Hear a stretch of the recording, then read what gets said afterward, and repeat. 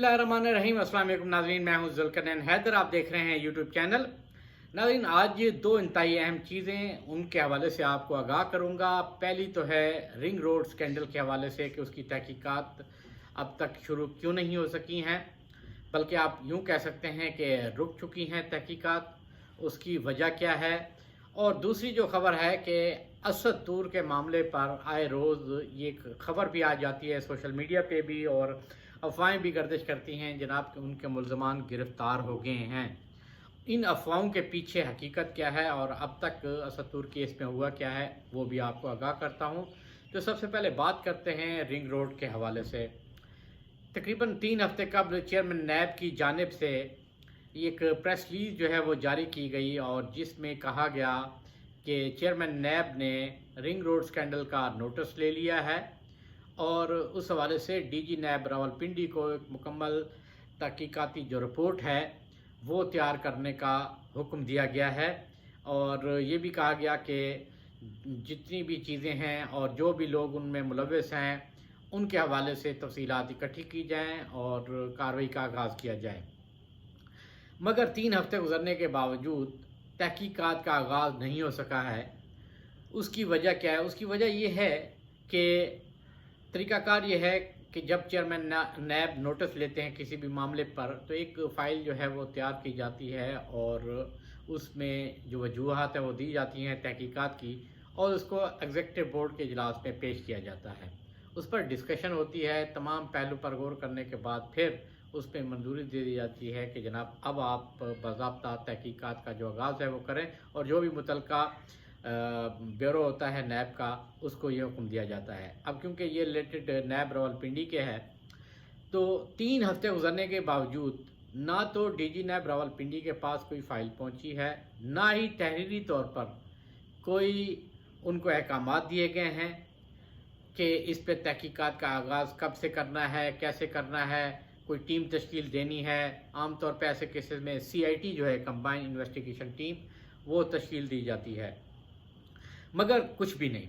हम बारहा ये पूछते रहे कि जी तहकीकात का आगाज़ क्यों नहीं हो रहा, तो पता जनाब ये चला है कि जो नैब का एक मौक़िफ़ है वो ये मौक़िफ़ है कि जी क्योंकि हुकूमत ने एंटी करप्शन पंजाब से इस तहकीकात का आगाज़ करा दिया है, तो हम ये चाहते हैं कि पहले एंटी करप्शन तहकीकात करे और वो रिज़ल्ट निकाले कि उसमें क्या है, फिर उसके बाद जो है हम उस पर तहकीकात करेंगे। बट हमारे ज़रा ये भी कहते हैं कि कुछ कुव्वतों ने ये काम दिखाया है, उन्होंने नैब को ये रिक्वेस्ट की है कि अभी आप तहकीकात का आगाज़ ना करें, अभी आप एंटी करप्शन पंजाब को देखें वो क्या रिपोर्ट देती है, और उसके बाद फिर आपने तहकीकात का आगाज़ करना है। आपको याद होगा कि इस केस में सबसे पहले जो कमिश्नर थे रावलपिंडी, उनको उड़ा दिया गया, और उसके बाद एक इंक्वायरी रिपोर्ट जो है वो तैयार हुई, और तैयार होने के बाद फिर जो बाकी अफसरान थे, जिनमें deputy commissioner Rawalpindi, deputy commissioner अटक, एडिशनल डिप्टी कमिश्नर रेवेन्यू और कुछ AC, इन सब को ओहदों से फारिग कर दिया गया। यहाँ तक कि पिंडी में जो DG थे रावलपिंडी डेवलपमेंट अथॉरिटी, उनको भी हटा दिया गया, अगरचे उनका इशू और था क्योंकि रिंग रोड स्कैंडल में वो नहीं आते थे। मगर हमें जो मालूमात मिली हैं वो ये मिली हैं कि कमिश्नर रावलपिंडी ने जिस को भी वहाँ पर लगवाया था उन सब को हटाया जाएगा, और वही हुआ, और उनको भी ओहदे से हटा दिया गया। अब नैब जो है इंतज़ार कर रही है कि एंटी करप्शन पंजाब अपनी तहकीकात मुकम्मल करे। उसमें महीना लगे, 2 महीने लगे, 3 महीने लगें, मगर अभी तक जो सो फार हमारे पास इतलात हैं वो यही हैं कि जो अब तक कार्रवाई हुई है बस इन्हीं तक ही महदूद रखना है सारी चीज़ों को। ब्यूरोक्रेसी को कार्रवाई जो निशाना आप कह लें, या उनको ये फारिग किया गया है, उनको ही सज़ा दी जाएगी इस सारे मामले में कि वो इन्वॉल्व हैं, और रिंग रोड का जो असल नक्शा था उसको जो तब्दील किया था वो इन्हीं के हैं। और ये भी इतलात हैं कि जो कमिश्नर रावलपिंडी थे जिनको हटाया गया, उनने ग्रेड 22 में भी उनकी तरक्की देनी है मिलनी थी, तो वो भी अब उनको इसी वजह से नहीं दी जा रही कि उन्होंने अपना एक दाग जो अपने ऊपर लगवा लिया है कि इसमें उन्होंने कुछ लोगों के कहने पर जो रिंग रोड का नक्शा है वो तब्दील किया है। तो ये सूरत हाल है रिंग रोड की, और ऐसे यही ऐसे रहा है कि ये रिंग रोड स्कैंडल जो है ये ऐसे ही रेंगता रहेगा। कुछ तेज़ी के साथ इसकी तहकीकात आगे से बढ़ेंगी नहीं, क्योंकि नैब भी अब खामोश होकर बैठ गया है। अब नाज़रीन बात करते हैं असद तूर के हवाले से।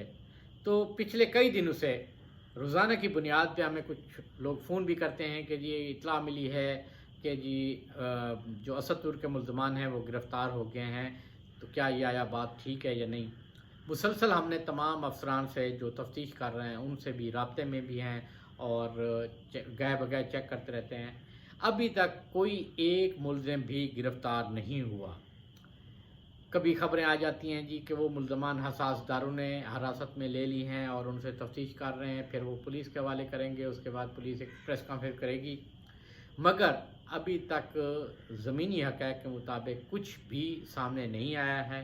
अलबत्ता जो एक वीडियो सामने आई उसका इंतज़ार है नादरा से कि वो जल्द जल्द नादरा से रिपोर्ट आ जाए, कि क्योंकि चेहरे शिनाख्त के काबिल हैं, और अगर नादरा में उनका रिकॉर्ड है तो फिर यकीनन वो भी पकड़े जाएंगे। पुलिस का ये कहना है कि हम काफ़ी हद तक इस केस को हल कर चुके हैं, नज़दीक पहुंच चुके हैं, पर कुछ ऐसी चीज़ें भी हैं, कुछ ऐसी बातें हैं जो अभी हम सामने नहीं ला सकते, उससे तफ्तीश पर भी असर पड़ सकता है, तो इसलिए उन पर मैं मज़ीद बात नहीं करूंगा। मगर ये जानबूझ के जो अफवाहें फैलाई जा रही हैं, इसका मतलब ये है कि केस को ख़राब करने की कोशिश की जा रही है कि जनाब अब ये मुल्ज़िम पकड़ा गया, फिर बात आ जाएगी ये नहीं था तो जी और था, वो जी पकड़ लिए थे तो फिर छोड़ दिए गए थे। तो जैसे आपको पता है कि पाकिस्तान में एक रिवाज है, लोग लग पड़ते हैं जनाब ये भी बात कह दो, ये भी बात कह दो, उसका हकीकत से कितना ताल्लुक़ है इस पर यहाँ पर ये तवज्जो नहीं दी जाती।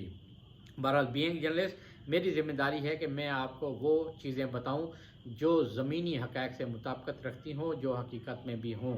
मेरी तमाम अफसरान से बात हुई है और अभी तक उनके मुताबिक कोई भी क्लू ज़रूर मिला है, मगर कोई भी गिरफ़्तारी जो है वो अमल में नहीं लाई गई है, और जो ये बातें करते हैं वो दरअसल केस ख़राब करने की कोशिश कर रहे हैं, और इससे बचना चाहिए ताकि जल्द अज जल्द जो केस है वो हल हो। लेकिन इस दफ़ा ये चीज़ हमें ज़रूर महसूस हो रही है कि पुलिस जो है इस दफ़ा इस वाक़े में जो भी मुलव्वस है वो उन तक ज़रूर पहुंच जाएगी और तमाम मुल्ज़मान जो हैं वो गिरफ़्तार भी हो जाएंगे, क्योंकि जो फुटेज हासिल की थी तो वो उसमें देखा जा सकता है कि मुल्ज़मान F11 से चले हैं और फिर सेफ सिटी कैमरे मुख्तलिफ तरीके से चेक किए गए, तो आखिरी जो उनकी मूवमेंट आई थी वो आई थी IJ प्रिंसिपल रोड पर। तो इसका मतलब ये है कि मुल्ज़मान यहाँ से निकले हैं और फिर IJ प्रिंसिपल रोड पर चले गए। इस पहलू पर भी तफ्तीश हो रही है कि क्या आया कि इनका पहले आना जाना था या नहीं। और फिर एक और बात, जो एंकर इमरान खान के हवाले से एक ट्वीट जो है वो गुल बुखारी ने किया था कि जी इमरान खान जो है वो इसमें मुलव्वस है।